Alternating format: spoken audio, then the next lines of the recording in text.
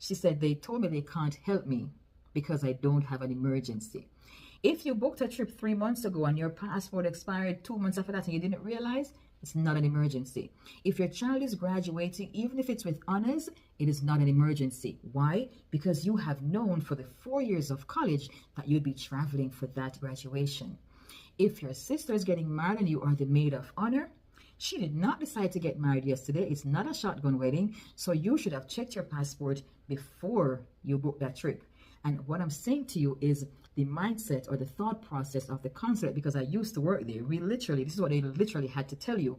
This is not an emergency. You would have known about this a very long time ago. It is your responsibility to check that your passport is still good. So, do you have to renew at 6 months? No, you don't. But you should. The Jamaican government allows you to renew a year before it expires. A whole year. So you can renew your passport early.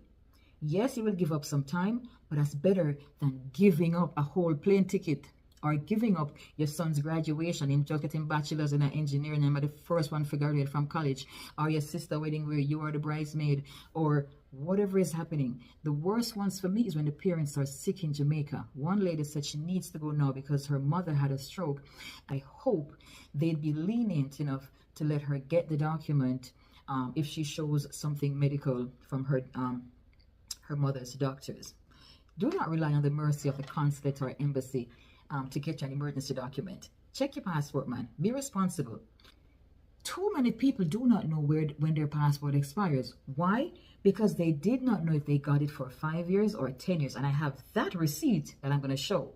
And share these videos because people are telling me that there's so many people that they knew who needed help and did a whole bunch of messed up stuff, and they were waiting because the photographs were not good, signatures were not good, they didn't know that they had to send an original birth certificate. So share these videos so people can know.